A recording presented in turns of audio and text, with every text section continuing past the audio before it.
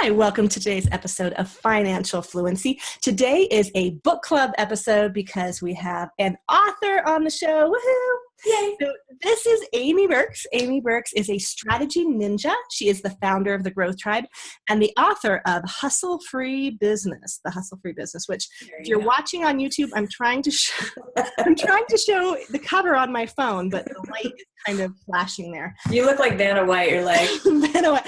I'm doing the it's like the what is it, the pageant queen wave. There you go. Yeah, perfect. Perfect. Or maybe wave, princessy wave.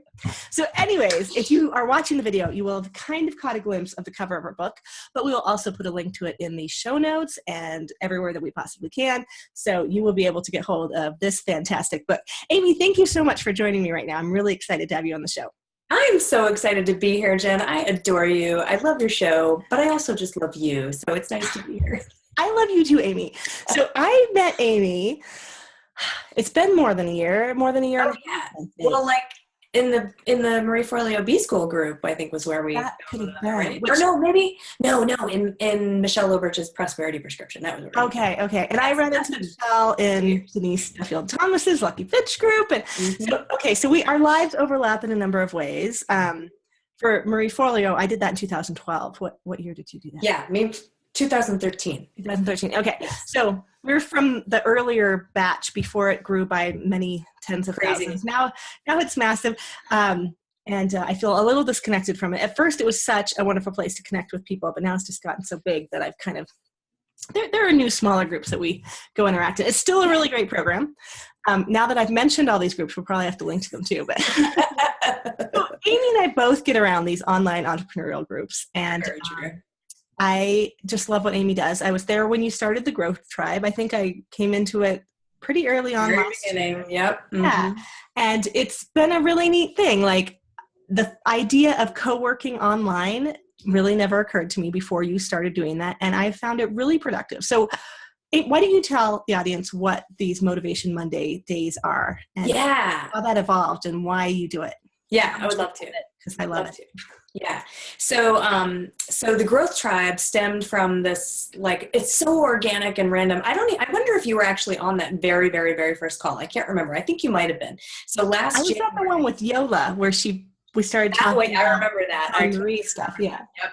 So a few weeks before that call with Yola, who is featured in the book and who is one of our collectively favorite people on the planet. She's like the founding member of the Amy Birks Strategy Ninja fan club and just is like one of the most amazing people on the planet. Anyway, the very first call that I decided to host was early on last year, this year, where because I've got this GPS brain, like this is how my brain works. I'm the strategy ninja.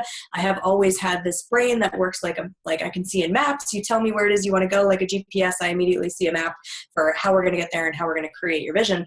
And so because recently, by the way, just in the last 2 or 3 years, I learned that not everybody thinks that way. That's kind of surprising. Like, oh, really? Not everybody's brain works like a GPS? I had no idea. That was totally novel to me. I had no idea that was a marketable skill that didn't belong to everyone in the world.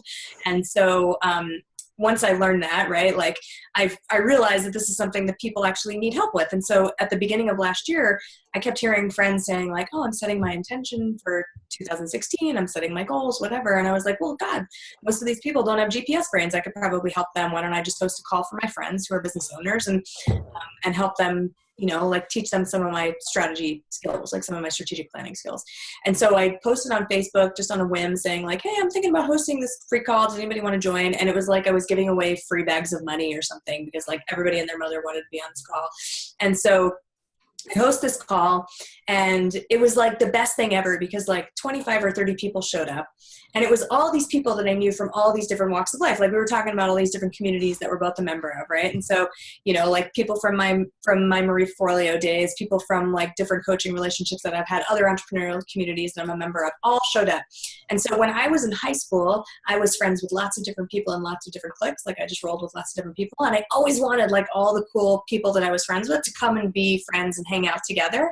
I could never make that happen. And so here on this call in the beginning of January, where all the coolest people that I knew from my entrepreneurial worlds and none of them really knew one another, and they're all in one place. And I'm like, oh my gosh, now I get to introduce all of you. And so I did that, and that took like a good 45 minutes of what I promised was going to be like an hour-ish long call. And I was like, oh my God. And so at first I thought I was going to like apologize for taking so long to introduce everybody and like make sure that everybody knew one another.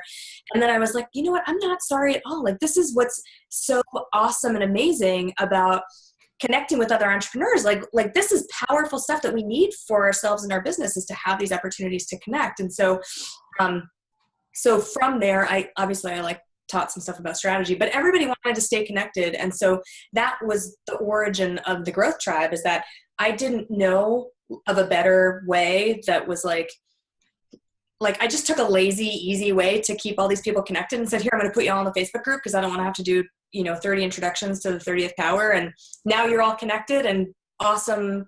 Stay in the group or don't, I don't care. But now you guys can all be connected. And I never thought that anything else was going to come from it. Then I started to, I got this idea from a friend who had been doing these virtual co-working calls. And I was like, oh, this is kind of a cool thing. Like, I could do this too, but maybe I'll offer some support on these calls as well. Instead of just showing up and everybody getting to work, I'll show up and not do work myself and offer to support people who need help. And so, again, it was like I was giving away free bags of money when I said I was going to do this. And so you showed up and Yola showed up and everybody started showing up. And I called them Momentum Mondays because they happen on Mondays, and it's a great way to create momentum. And it's been amazing. And so from there, this container, this Facebook group that I dumped all these friends into, became another opportunity for new people that were showing up for these co-working calls to then stay connected. And so boom, all of a sudden, organically and beautifully, this community has grown and flourished. And we've got over 300 members now. And it's just amazing. And so back to your question, which was about the Momentum Monday calls, those have evolved over the last 10 months since I started doing them. I took on a partner, which has been fucking amazing too. So sorry. That's okay. Awesome. All it means is we get the little E next to us. Oh, that's exciting, right? That happens sometimes. Anyway. I think every podcast that I visit gets the little E.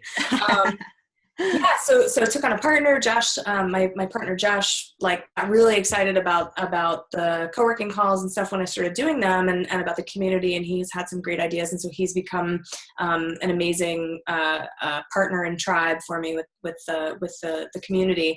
But anyway, the Momentum Monday calls have been this awesome opportunity for entrepreneurs who are all purpose-driven, on a mission, like you are, Jen, I'm sure many of your listeners are, who want to create bigger and grow, and just need community and resources and new skill sets, and don't know where to find all the things that they need to grow, and especially who want to connect with other like-minded, mission-driven, awesome people.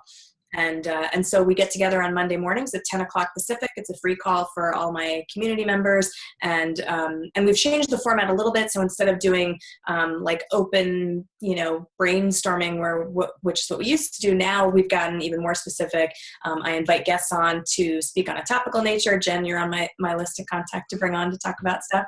But anything that's related to helping our community get results that really matter to them, because that's what I do in my business as a strategy ninja.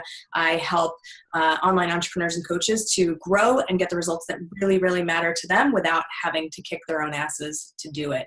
And so the Growth Tribe has just become a perfect place for more people to join and learn how to do that. And I love the Monday calls. They're so fun. They are really great. And I have to admit, right now, I have two competing directions that I want to take this next question in.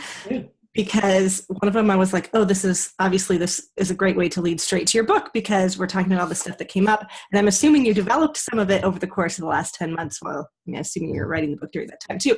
But the other thing that's competing is wanting to talk about the blush throws, actually, because that has turned into something. And in the last couple of weeks, I actually uncovered something that was so special to me. And it's so topical to this, which is when I was in college, I had to ask a friend to do a peer, it was like a peer recommendation for the college that I went to. Mm-hmm.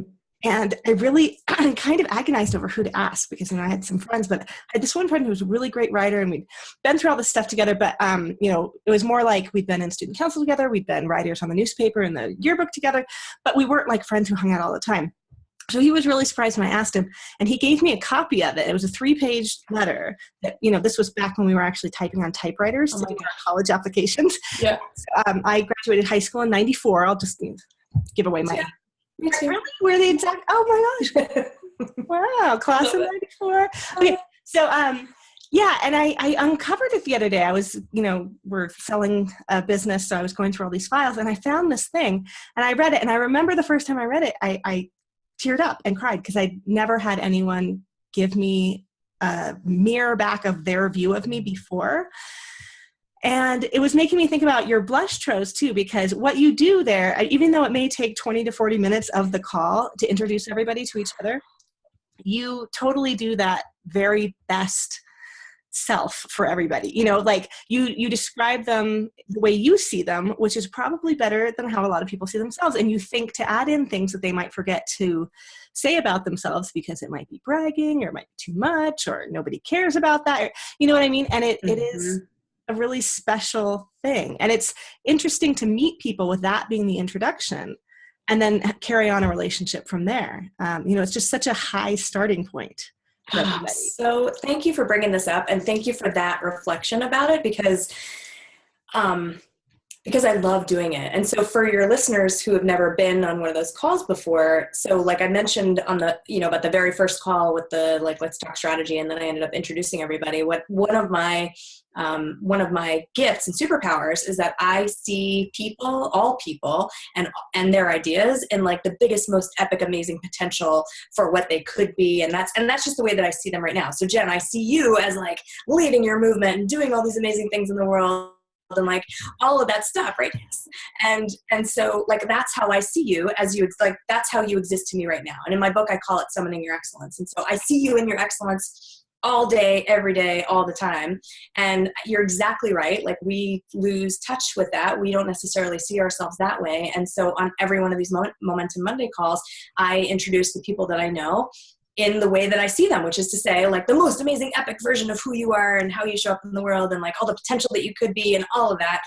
Because I want, I make it my life's mission that everybody that I know knows that about themselves and that the world knows them that way. And so this is it's just such a cool opportunity that I get to do that every single week. All these people that I know and I love get to start their day, start their week on this high, thinking, wow, oh my gosh. And what's also cool is that the more often people show up, the more it cements in their head about how amazing they are and how they could reframe the way that they powerfully introduce themselves. That is really, really cool. Mm-hmm. And so what's also neat is that now that we've got more and more new members joining, when people show up and I don't know them, either somebody else who's been in the group who knows what blush throws are will blush throw them if they know them, mm-hmm. or if they're completely new to us, then I ask them to introduce themselves as if Richard Branson or Oprah Winfrey was introducing them and what's so amazing about them, and people get into it. And so it's it's just this really, really, really cool thing. And so I love the feedback, because most often I just, I hear the community saying oh, you made me blush, which is why they're called blush throws. I didn't name that, the community named it that. But they, they really love it. But to get that specific feedback about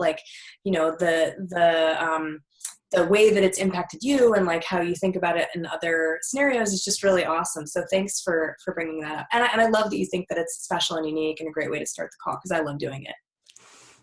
Yeah, it's great. It's totally great.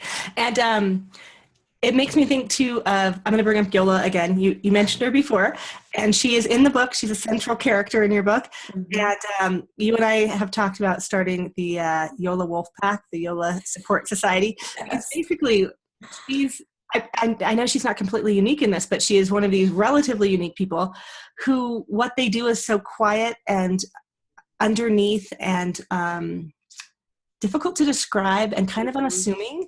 We had one call where we ended up pretty much focused. We've had a couple where we focused mostly on Yola, but the most recent one, we were talking about how all of us who have worked with her in the group had no idea what was going to happen on that call, but we liked her so much. Mm-hmm. We were yeah, sure, whatever you're going to do, Yola, sure, let's do it. I'll give it a go. And then, and so we had this discussion of how do we expose people to Yola to the point that we've had exposure to her, so that they have that same feeling and are completely open to whatever she's going to do, because it is hard to describe what she does. It is, yeah. I've experienced it and I can't really describe it. So Yeah. we probably need to link to Yola this episode. I know. So people can go discover her and what she does. Yeah. And we'll need to get her sales page already. I know she doesn't have it yet. I keep telling her you don't need it. I'm like, you're just fine. So Yola, what's so amazing about Yola, for your listeners who don't know, is that she's magic. She's just basically magic is what she is. But she has this really amazing commitment to helping entrepreneurs to really like live their purpose and to break free of anything that might be holding them back from doing the great work that they're here to do. And so she has a couple different ways that she does that, but basically she clears all the stuff that's in the way of you living your epic mission, so that you can go and do it. And she does it through energy work, and she does it through her love of organizing as well. So like if you've got physical stuff in your universe, like in your home or in your office or whatever, that's like clutter or like whatever, that's preventing you from moving forward. That's preventing you from doing the work that you're here to do in this lifetime. But then in addition to that, there's all sorts of energetic blocks and things that are probably preventing you from doing that. And Yola can help you on both those fronts to just remove whatever is in your way and allow you to power forward and do what you're here to do. And she's helped me so immensely. And I feel so honored that I also get to call her a client and that I've been able to, to help her grow her business. And my epic mission is that I believe that the modern entrepreneur is going to save the world. Like, I just know that that's the case. And so my epic mission is to help other entrepreneurs do their great work, right? Like, let me put my GPS brain on your business so that you can go and create the change that you're here to create in the world, so that I don't have to feel like I got to touch every single person in the entire universe to make it, right? To like make that change happen in the world, right? And so the fact that I got to help Yola and that she gets to help you and that you get to help your people, like, that's my epic mission in form. It's so fucking awesome. It's like so awesome. I get to see it actually happening. Like, it's actually occurring, That's true.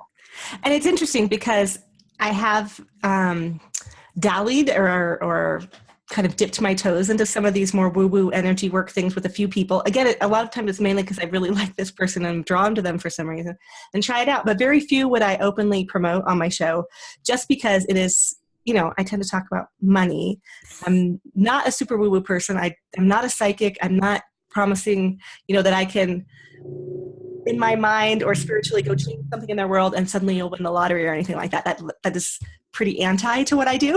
Right. So the fact that I am openly promoting Yola is pretty interesting. And how I got introduced to her work through the call with you was basically, first we talked about Cone Marie and decluttering stuff. Yep. So I see what she did with my brain in our session as kind of decluttering my brain. And the thing that we got to was so shocking to me. And it was, most people who have listened very many times know that I have a daughter with special needs. She's very significantly affected by autism. And what Yola got to in me, she helped me walk through some different things. I ended up lying on the floor with headphones in my ears, and I cried so much my ears filled with tears.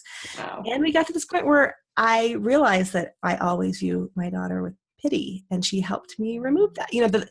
And I never thought that was something that was part of my world with her. I love her. I'm fiercely protective. I'm fiercely supportive of her. But this realization that pity was always there, and also my intense guilt, mother guilt for all the stuff, for not recognizing sooner, for not doing more, for not, understanding what was going on with her, just, those early years of confusion. And she honestly did help me get past that. And I realized, like, seeing my daughter that afternoon, I took her out and I realized that I could see her without that pity. And it made a huge difference. Like, our relationship is different. My daughter's and mine. So powerful. I know. And I feel like we can both really feel it. So, that had nothing to do necessarily with my business or with money in any way, but for my quality of life and her quality of life, to have her mother not look at her with pity because of her disabilities and the difficulties that she goes through. It was. What's so awesome and amazing about that, right, Jen, is that you were able to release that for you. Like, Yola was able to help you remove that for you, but like what kind of freedom it also provides for your girl too, like how powerful is that, right? Like, that's what's so cool, is like, I don't think we ever realize what kind of to the extent the kind of hold that we have on all our relationships, but especially our children, right? Like especially that, and how we can impact that just by how we're being, whether it's with them, like in terms of our connection to them and our relationship with them, like in this case, or in terms of, you know, like just how we show up in the world, you know, like that's something that's become so clear to me since I have had August, and, you know, the last, really since before she was born. So it's been a couple years now, because I was pregnant with her last year. August is your daughter, just to let people know, since it's also a month, you know. So August is my daughter. She's just about 15 months old. And when I got pregnant, I knew so clearly, like, I think that, you know, like the fact that I'm now 40, so I was 39 when I had her, I was 38 when I was pregnant. The fact that I knew, had already been like on the spiritual journey myself, and like having the, you know, the benefit of being an entrepreneur and like all the self-development shit that goes on with that. I mean, oh good Lord, like you don't even think about it when you start a business, like how much you're going to have to learn about yourself. And so that I think really was kind of perfect, right? That I did all that work, not that I'm ever done with the work, but that I did all that work before she was born, so that, you know, like while she was cooking in my belly, like I could create opportunities to set intentions for her and for her life and for who she could be and what would be possible for her and for how we would parent, Tom and I together, and, you know, what that would look like once she was born. And so it's amazing, because I talked about this on stage last January in front of a group of entrepreneurs, to like what the power of intention is. She was at this event with me. She was 5 months old, and I brought her up on stage and got to talk about the power of intention, because before she was born, we would talk about who she could be, right? Like how she would be the happiest baby ever, and like she would love everybody everywhere she goes, and everybody would love her, and that, you know, she'd talk, and she'd be really, you know, like all these things, like we set all these intentions for like what would be possible for her. And then she is that, like she is all of these things and more. Like she's so, like everywhere we go, she loves everybody loves her, she's smiling all the time, she's always laughing, she's so happy, she's like so fun, she's so adventurous, she's so brave, she's so courageous, like and these are all the intentions that we set for her before she was born. And then we remind her of them every day too, and it just reinforces that. And so I think it's, you know, it's really powerful. And I think sometimes we get on autopilot in our own lives, and we don't necessarily realize, whether it's with our children or with our clients or with our other relationships or with, you know, the mailman, like whatever, that like we can make an impact with who we are and how we show up. And that when we are intentional, that it's so much more powerful, like everywhere. And sometimes that's like, especially for women, right? Like I think we're always trying to do for others. And I think that when we can focus on ourselves and what our intentions are and what's important to us, and like us showing up as the biggest, most amazing, vibrant versions of us.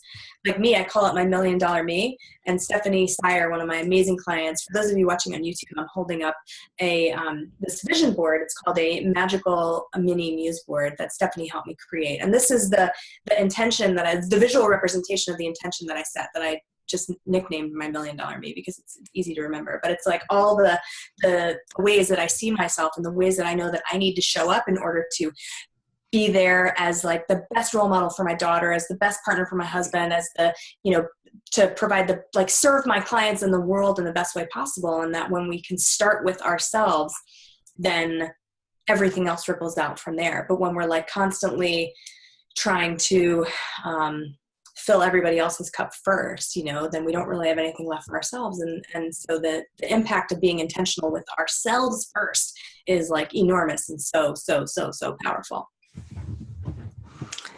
Yes, I agree. That was good. And I'm trying to think of a good segue to, I mean, I think a lot of these things are things you touch on in the book. For sure. And Yola is something that you touch on in the book. Can I just add one more last thing about Yola before we move on? Of course. So she's in a group of mine as well. And we had Friday calls where we like tie up financial things and discuss things that are going on with us. And one week there was a woman in there who was talking about how for a period of time, she kind of removed herself in some ways from some parts of the financial system. And because of that, she's been doing things like lots of house sitting and, going different places. And now she wanted to rent or buy something. And it's very hard for her because she doesn't have lots of pay stubs, credit, hasn't been paying, normal utility bills because she's been, like house sitting for people and different things. And she was kind of angry about all of these things. And we were all talking about different ways she could do it and blah, blah, blah. And then Yola just came up and said, but you don't actually want that, do you? And she was like, what do you mean? And she's like, well, everything that you talk about that's exciting is traveling and going places, and you don't want to be tied down. So you've made a situation where you can't very easily tie yourself down. And then, so the discussion completely changed direction. I mean, she was just this observant, beautiful, quiet little voice just being like, you don't have that because that's not what you want. Like, you don't want to be tied. Like typical Yolaism, right? Just like, so she's like, yeah, she just has such the strength of her intuition is so incredible and surprising, because she's like, teeny tiny, and she listens and listens and listens and listens, and then all of a sudden she like opens her mouth and everybody's like, oh, like, yeah, everyone was kind of slack-jawed. And she was right. I mean, as we talked about more, like what this woman dreams about and her, what she really wants to build her life towards involves a lot of travel and speaking and, just excitement and adventure and not being tied down. And Yola was so right. So Totally. Thought I would throw that in there for people who are still kind of like, wait, what does this woman do? Yeah, she's amazing. She has just insight. So that's part of why Amy and I are starting this club for her. But she is a central part of your book because I think she's such a good example of someone who, she does kind of have she could easily have a shell, like we were talking about her just listening and listening. It'd be so easy for her not to have spoken up at that moment. Yeah. But when she's in a comfortable environment where she can, she does. And so I feel like you've done a really good job of creating a place that can support someone like Yola to come out and display her amazing talents that she doesn't realize even how amazing they are, Thank you. Thanks for that. Yeah, I thank you. I appreciate that. I feel like, between the Growth Tribe and then the small groups that I work with my clients now, where a lot of, what Yola and I built together as far as her strategy is concerned, and like creating this tremendous success in her business that she's created. That is one of my values, right? Is like being able to create connection in a safe space for that. Like, Yola is so powerful and so amazing. And yet she, for a long time, really sold herself short. And so I think that's something that's indicative of us as human beings. Like, we don't want to be, we don't want to brag. We want to be humble. Like, we think it's good to like make ourselves small and stuff and not like be too loud or too obtrusive or anything like that. And I think Yola fit that description really perfectly. And I think too, like for me, I was saying before, like I never knew that not everybody had a GPS brain. I just figured that everybody could do that. And so I think that the thing that we, that is our gift and that like we should leverage in our business and charge the most for and all those things, it comes so easily to us, right? Like Yola's intuition comes so easily to her that she felt like, well, this is so simple. Like, why would anybody pay me to help them with this stuff? Like, everybody can do this, right? No, they can't. So like, I think for your listeners, that's like an opportunity to really sit back and kind of think about that for themselves. Like, what is that thing that comes so easily to me that I would just discount, but nobody else can do it, or nobody else can do it like you can, or whatever. And so, so I really like, that's something that's really important to me, is to make sure that my community and my clients are in an environment where they can have that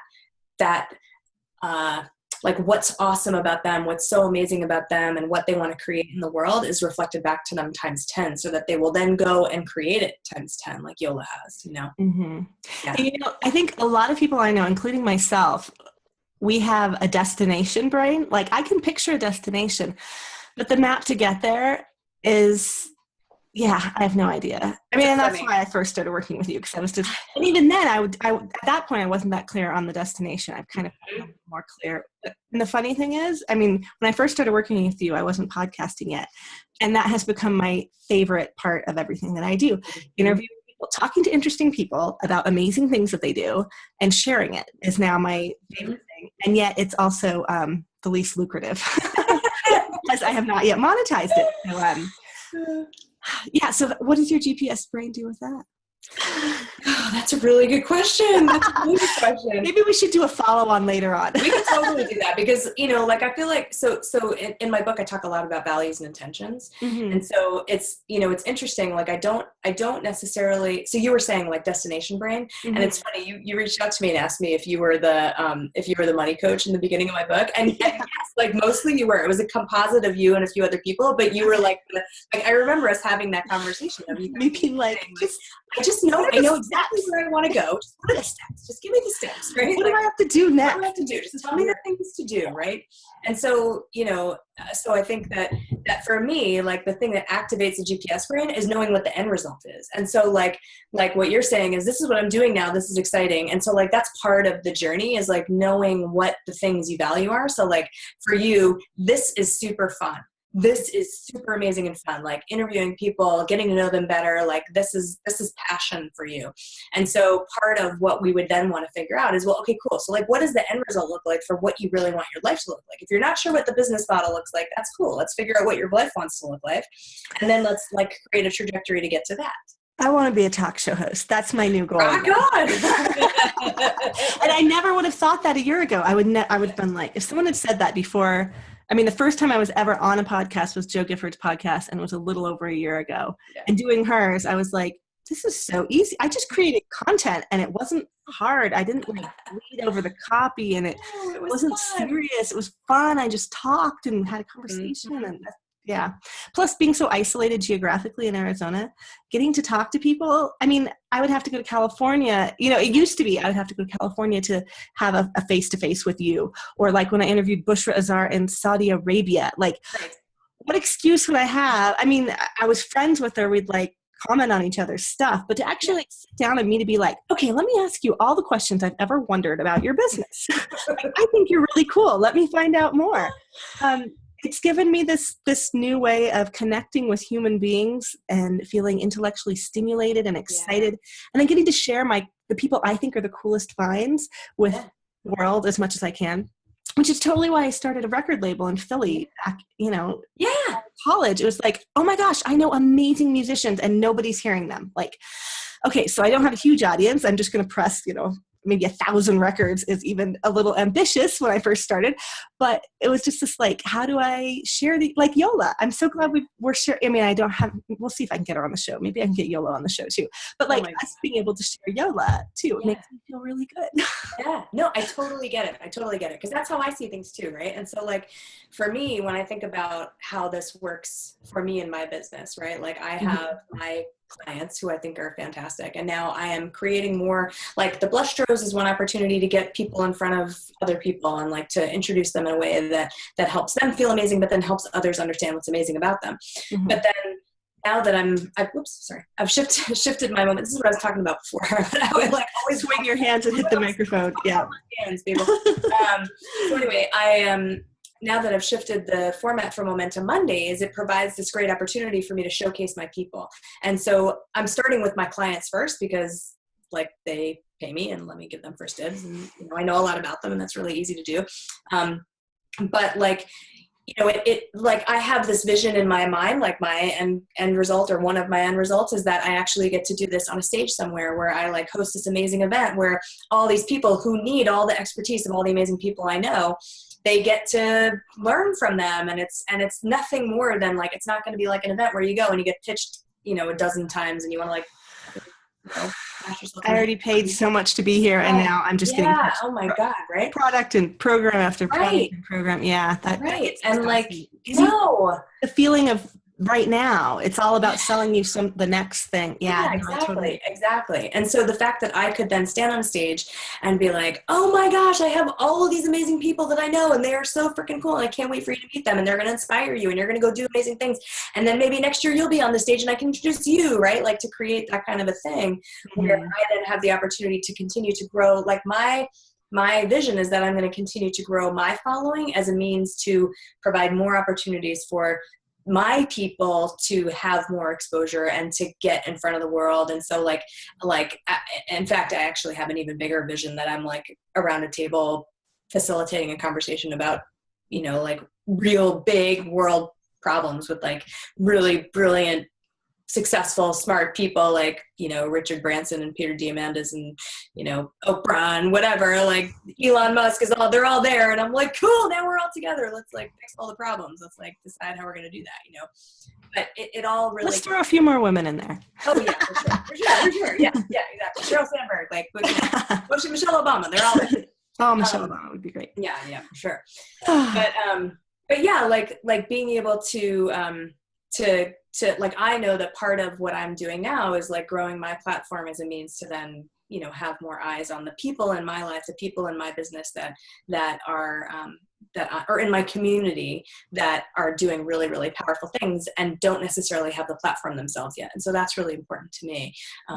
So all that to say, like, I get what you're talking about around the reason why you started your record label, the reason why the podcasts are important to you. And so I think like the idea for you that you're excited about the idea of having a talk show is amazing. That's so awesome. And so in the book, I talk about results, and I talk about results that matter, right? Like we talk about how this is something that, is totally your thing, right? Like we count metrics, right? Like we've got revenue, profit, list size, things like that. Those are number-based results. And a lot entrepreneurs, mostly that's what we're talking about is number-based results. Like even in life, like as, if you're not an entrepreneur, you're thinking about, my paycheck, my 401k balance, whatever, like those are that you're concentrating on numbers, right?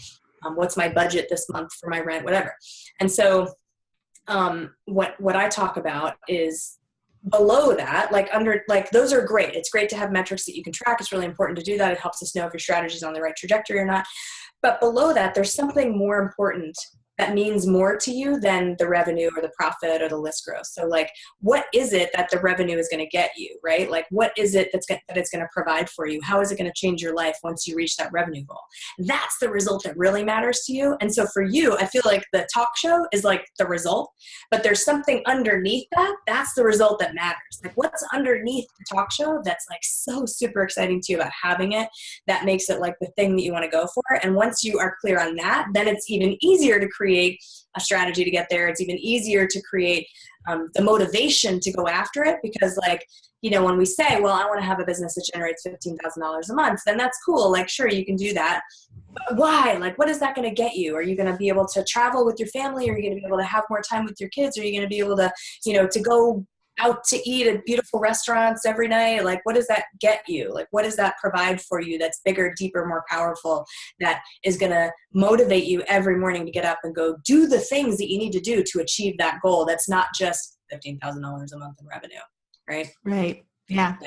Well, and for me, it's the financial feminism part of it, the undercurrent, the growing up in a domestic violence situation, seeing women be women and children not have security, freedom, self-determination. Those are my big whys, because I've experienced some of those things. And I have daughters who are girls with disabilities, which puts them kind of in very vulnerable positions. And I want safety and security and opportunities and excitement and thrilling, adventuresome lives for everyone, including people like me and my daughters. And, my focus is on women particularly because I've seen how difficult it can be for women.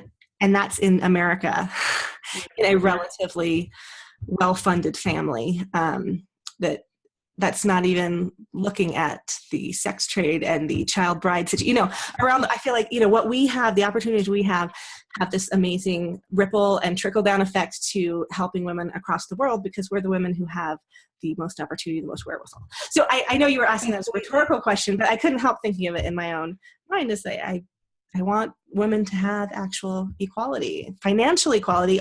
And honestly, like my focus on money really is just because without financial equality, we will never have all the other kinds of equality we need. Totally. Yeah. Totally. That's what I love about you, Jen. That's why I get so excited when you're on our calls and I get to introduce you and I get to like do the power of this for like, hey, she's got this amazing mission and that's fantastic. That's fantastic. And I think like you talking about entrepreneurship, because women can do this from home while they stay home with their children, like this right now, this entrepreneurial world that we have, being able to work online from home changes everything for women. I think this is the best shot we've ever had at it. Oh my gosh, seriously.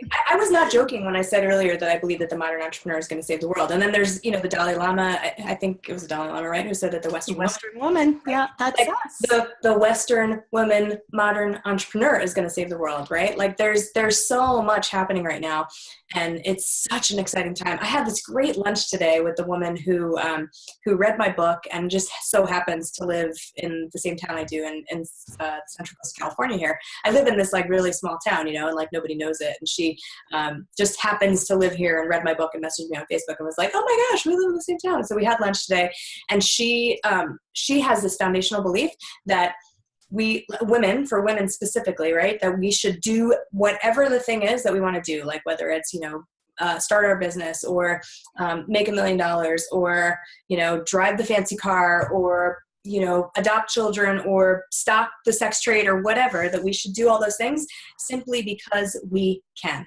because you can. Right. And it was like such a powerful conversation to have, because I'm like, yes, we can. Like you can do all the things that you intend to do or that you want to do. You just can. And once you can like decide that powerfully and like know it for yourself and you're inspired to do it, then holy shit, like the strategy becomes the easiest part about it. It's just a matter of like knowing and empowering yourself and deciding that you can do it, you can have it. It's all for you. Like it's available. Just go. That's fantastic. Yay! Okay. And because your book is called The Hustle-Free Business, how does releasing the hustle work into that, the epic mission, summoning your excellence, all of this? Explain how you don't have to kill yourself. Let's talk about that for a minute before we wrap up. Yeah, for sure. So the book is broken down into my simple 7-step plan for growing, getting results and having fun. That's the subtitle of the book. And I call them my results rituals. And it worked out into this really handy acronym. And so anyway, so the steps are: release your hustle. Hold on, I know I have to look. Epic mission? Was it epic mission? Yeah, evoke your crud. It's late in the day. 7, that's kind of a long set. Yeah, I know it is, right? You know what? I'll just pull it up. Establish your epic mission, summon your excellence, uncover your strategy, lay down your commitments, tap the magic elixir, and spring into action. Okay. Which stands for results. Anyway, and so what's what I see, or what I have seen and what I've experienced myself, right, is that we like decide that we want to go after this thing, whatever it is in our businesses, right? We've got a goal, we've got a revenue goal, we've got a product that we want to launch, we've got a program that we're going to offer, like whatever it is, or we've got a 5-year plan or whatever. And we're like, cool, so I'm going to like do this thing. And I should be doing all of these other things in order to make it happen. Like I need to, create a funnel. I need to have lead magnets. I need to, do webinars. I need to do all the things that are, I need to be on Snapchat, Instagram, Facebook, blah, blah, Twitter, blah, blah, blah. And then we like are constantly like smashing ourselves over the head all day long, and we're hustling, we're working hard, and it feels hard. It feels hard. And so like for me, what that looked like was I was doing all the things. I was trying all the things. I would try something and then I'd lose interest because it got hard. And then I'd try something new and I'd lose interest because it got hard. And then I'd try something else and I'd lose interest in that because it got hard. And so what I have learned and what I have seen through my experience with my clients and with myself is that once we can, like, oh, by the way, it's also because we're trying to fit ourselves into somebody else's formula or blueprint, right? These shoulds, right? This, like, I should be doing this, I should be doing that, everybody's doing this, look what they did that, and they got successful, so I'll do it their way. But it's just not us, right? It's just not us. So the formula that got this person over here, their first $100,000 launch, like, that's great, that worked for them, because it worked for them. Like, they created it. It was their idea. It was their method, and it worked for them. And so unless you're like identical to them, you have two options. It's either going to not work for you because it's not you, and you're going to try it, and then you're going to be discouraged and you're going to quit. Or you're going to try as hard as you can to fit yourself into that formula and into that box, and you're going to bust your ass, and you're going to hate yourself, and you're going to hate the work, and it's going to suck the life out of you. And then you might get some results. You might, but you're not going to be able to enjoy them because the whole process was like the worst thing ever. And so that's what I have seen. Like, that's what I experienced. That's what I kept seeing happening. And so what I realized was, let that shit go. Like, you got to be really clear on who you are, and then create a strategy from you, that's based on you, that's for you, that's got your end result in mind, that's creating your trajectory to what you want to achieve, that's based on your values and your intentions. And that is what tends to be missing in the majority of the clients that I come across and the people in my community. Like, they don't understand how to create a strategy that works for them. Because once you do, you can cut out all this other nonsense. Like, if you don't like writing copy, then why are you going to send a 16 email nurture campaign? Like, that's not effective. You're going to hate doing it. You're going to put shitty energy into the copy. Nobody's going to buy it. And you're going to be like, well, I'm working and I'm not getting the results I want. I don't understand. I'm working my ass off. Right. Mm-hmm. And so, like, why not do the things that you actually enjoy doing, and with a side of a few things that actually make you want to vomit, because you're going to allow yourself to stretch and grow. Like, that's the other thing that I talk a lot about in the book, is doing things that make you want to puke, because we also want to grow. But, like, don't do the things that you absolutely hate because your spirit resists doing them. Do the things that you're afraid of that make you want to puke, a little bit of that, because it'll allow you to grow and get some results on the other side of that growth. But infuse everything with the filter of, these are my values, these are my intentions, I know exactly what I'm here to do, I know exactly why I'm doing it, I know exactly what's important to me, so that every decision I make can be more efficient and more effective. Does it make sense? That was a lot of words. Does it make sense the way I described it? Yeah, I think it does. What if someone doesn't know exactly? Yeah, that's what the book is for. Okay. Right? Like, the book is great at helping you uncover all that stuff. I'm most of the way through. I haven't quite finished it. Yeah. Totally. And I was really embarrassed to admit that to you when we started, because I usually, if someone has written a book and they're coming on my show, I read the book. You know me well enough that it's like, we spend time together almost every week, so it's totally okay. I get it. Well, and we worked together before that. And we worked together. Exactly. But see, back then, what I was focused on was something that was not making me entirely happy, to be honest. I know. The work I was trying to do. And I think that's why it didn't work that well for me. I know. And I think that, and part of that too, was that I was still learning how important this process really is. Like, I wasn't using this process then. Right. Mm-hmm. And so, like, I kept thinking I had to launch, I had to do webinars, which I hate. Right. And I thought I had to launch, which gives me a lot of anxiety. Exactly. And I have something that I could launch. I have a 6-week course. I know. It's sitting there ready, and I keep and I think I will at some point, just like, okay, this is for sale if anybody wants it. Yeah. So far, it's only been available to my membership site, but I've twice started going through someone's basic, like, blueprint of how to launch, and I kind of want to just poke pencils in that. Yes, exactly. Right. You want to, like, stick a fork in your thigh, or like, this is the worst ever. Right. And then Tallulah, something came up health-wise. I had to go spend some time at the hospital with her, and I was just like, you know what? I can't be in that mental state when this is going on with my daughter. Like, and I think that model doesn't work for me. The model of hyper anxious. Yeah. It doesn't work for a lot of people. That's the thing. But we think we have to fit ourselves into that box. And so that's why the book and this process, I think, is so critical, is because, like, we don't realize how much of ourselves we're putting into our business, and how much of ourselves we're not, like, filtering with our business. Like, once you're really clear on that other stuff, and the book walks through all of these exercises on how to help you get clear on what your epic mission is, what your values and intentions are, where it is you really want to go, where are you right now, like, all of that stuff, then it becomes so much easier to craft a strategy that's about you. It's about stuff that's worked for you in the past. It's about what you really want to create. Like when you know that the intention that you're setting is to have a talk show because you want to change the world and you want to help women, like, that's like a very clear thing. And so once you know that that's the trajectory that you want to create, everything that you choose to do should be in alignment with creating that trajectory. Everything.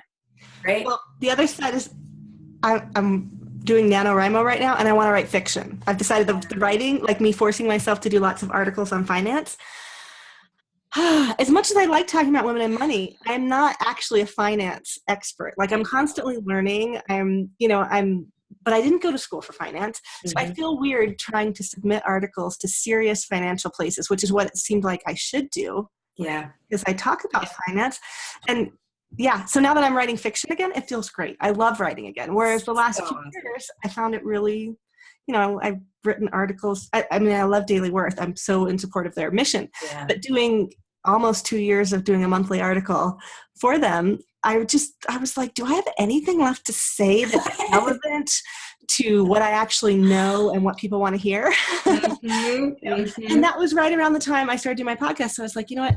The podcast content is so much easier. It's just, I don't have to struggle. I don't have to find footnotes. I don't have to reference everything. These are my opinions. I don't have to support my opinions in the way I have to support facts for a real financial article, Exactly. Yeah. So those are my two kind of parallel, not quite connected trajectories. I don't know why I'm showing everybody my chapstick. I have chapstick in my hand as I'm making parallel lines with my hands if you're listening on iTunes. So yeah, those are the things I feel like I love right now. Talking to people, having great conversations about the amazing things they're doing, like writing your book, all the work you're doing with your clients. And then I want to write fiction. Yeah. It's awesome. Well, and so if you can decide which of those is going to actually be the money generator for you, then that's the hard part. I know. And for you especially, because you are not one that really likes to focus, like to say, I'm going to shut out all the other opportunities. Like I always have all of the things. And I have 12 things going on at once. I know you do. And that's what gets you to trouble, because then you're like, trying to do all the things. And I think that we all as entrepreneurs tend to do that, right? Like we want to do all the things. And what has been my biggest lesson and has been the most help to me is being really diligent about saying, I'm just going to focus on this one thing right now. Like, what is the one thing that I want to create in the next 90 days?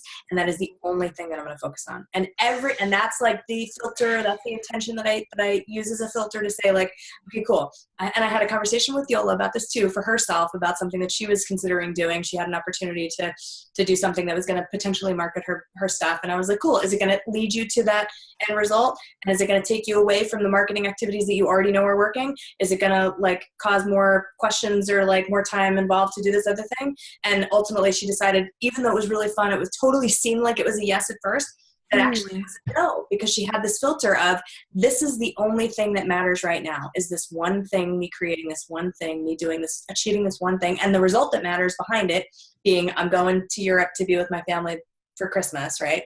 Mm-hmm. And so she knew that clearly and was able to like look at, like you can look at every single decision through that same filter, and it makes everything easier. Because you'll know exactly what to say no to and exactly what to say yes to, as long as your FOMO doesn't get in the way, Miss Jen. Well, and it's not even that. It's just, well, okay, that is some of it. I'll admit, I'm not going to say it's not even that, because it is that. It's absolutely that. But for so long, I've had multiple income streams. So like, I don't talk about our record label much on here, but we put out records. Mm-hmm. I don't know how many we've had come out this year. 10, 12, Mm-hmm. So we have like this record schedule that Stu mainly manages. I help promote. I help with certain parts of it.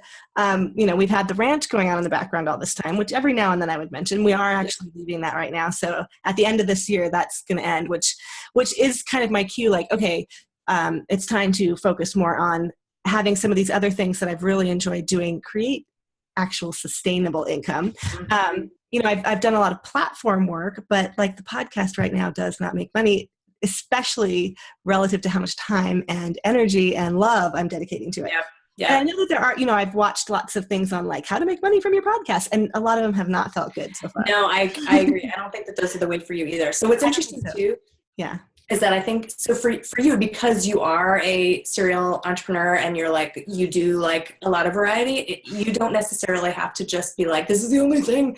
But I think that there's a way, because you have multiple businesses going, to be able to say, okay, cool. So if there's 5 parts of Jen that can be parsed out, right? Like 1 part will go to the record label and 4 parts are going to go to this other thing, whatever this one thing might be within your business.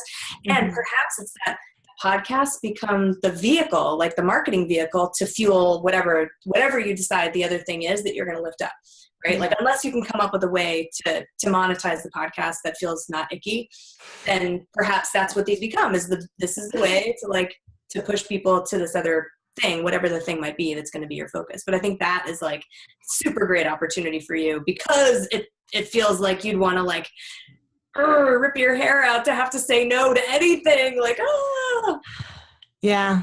And I don't have Alejandra anymore. I used to have Alejandra. Like every week I would bounce ideas off her, and half of them she'd be like, and how is this fitting in with everything? Does this need to income gen? And I'd be like I had this whole thing of like, I think it was during that trial of the Stanford swimmer where I was like, I wanted to show people that most people actually are feminists if presented in the right way. Like, 1 in 4 girls in college tend to be assaulted.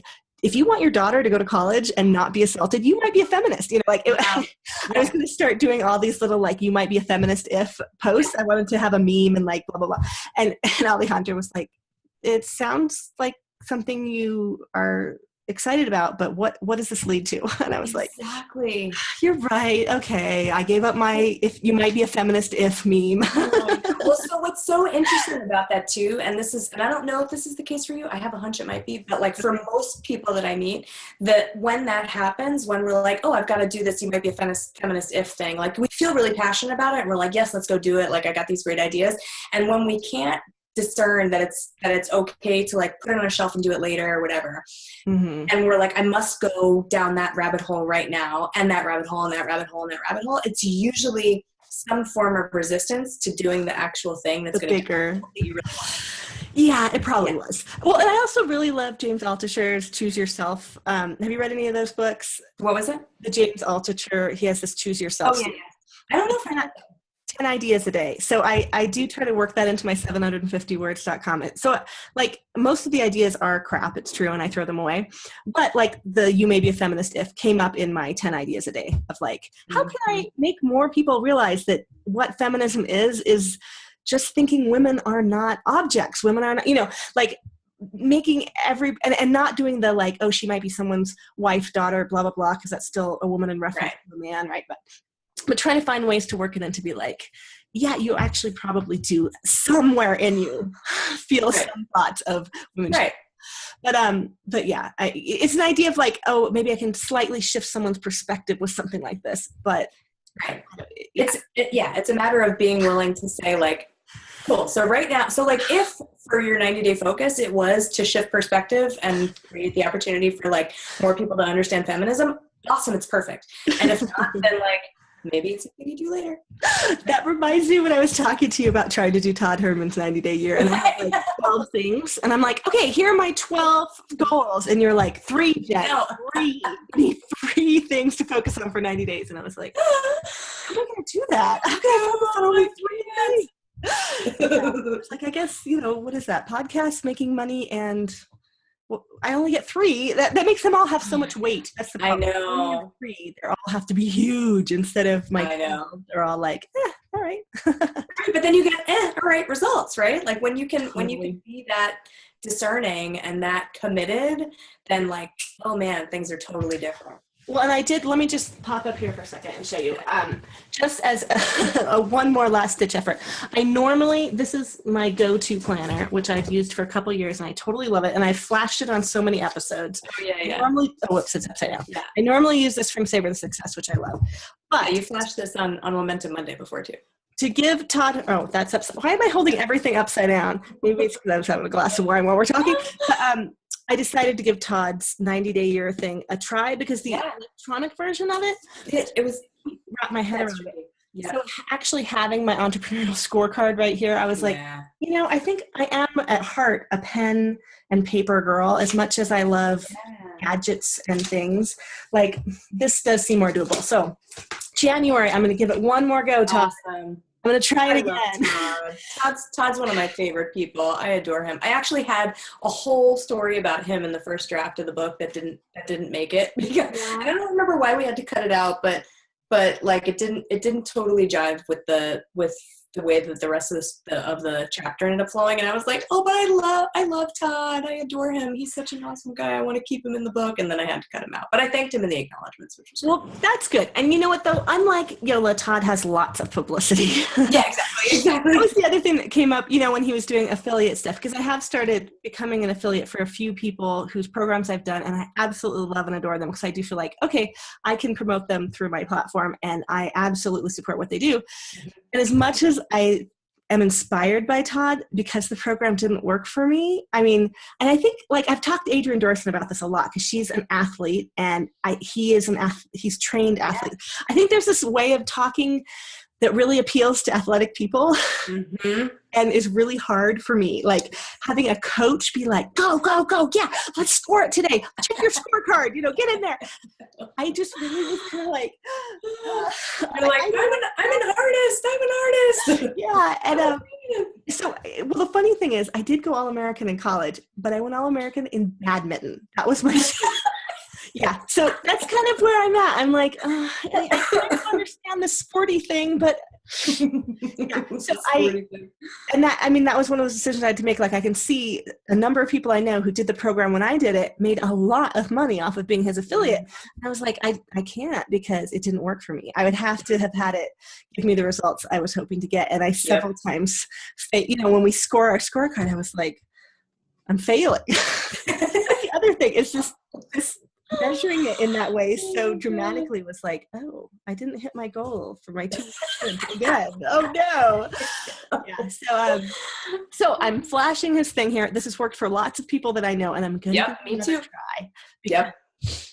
The only thing I don't like about this will not fit in my purse, whereas it fits perfectly in my purse.